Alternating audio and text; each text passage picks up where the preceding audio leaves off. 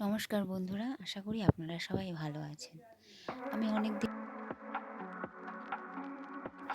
তো মায়াপুর ভ্রমণে আমি রিসেন্ট গেছিলাম মায়াপুরে। মায়াপুরটা আমার খুবই ভালো লেগেছে। খুবই কম টাকায় মায়াপুরে ঘুরে আসা যায়।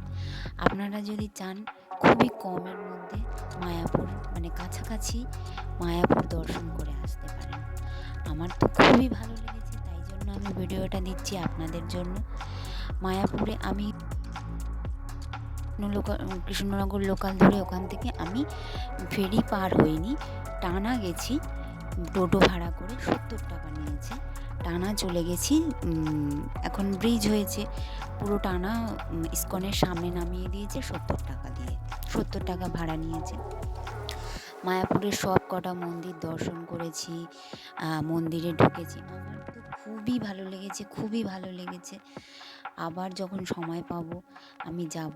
কিন্তু তোমরাও যদি মনে করো যে সময় নিয়ে যাবে, মানে কাছাকাছি আর দর্শন করবে মায়াপুর, রাধাকৃষ্ণ,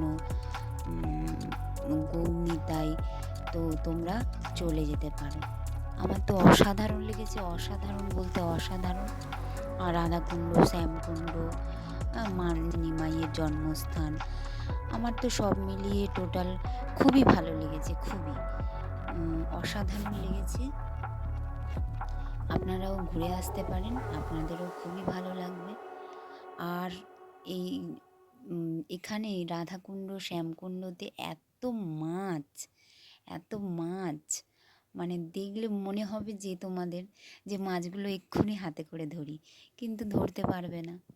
এই মন্দিরগুলো দেখছিলাম, এত সুন্দর পরিবেশ, মানে সব কিছু মিলিয়ে আমার খুবই ভালো লেগেছে পরিবেশটা। তোমরা গিয়ে ঘুরে আসতে পারো। মানে খুবই আনন্দ করেছি, এনজয় করেছি। তোমরাও আনন্দ করবে, এনজয় করবে। একবার ঘুরে এসো, ঘুরে আসলে বুঝতে পারবে তোমরা যে কতটা সুন্দর, কতটা মনোরম পরিবেশ, কতটা দোকানপাট প্রচুর আছে, কেনাকাটা করতে পারো, চাইলে বার্গেনিং করতে পারো। আর সব থেকে বড় হচ্ছে আমি হরে কৃষ্ণ কৃষ্ণ কৃষ্ণ হরে হরে, হরে রাম রাম রাম হরে হরে।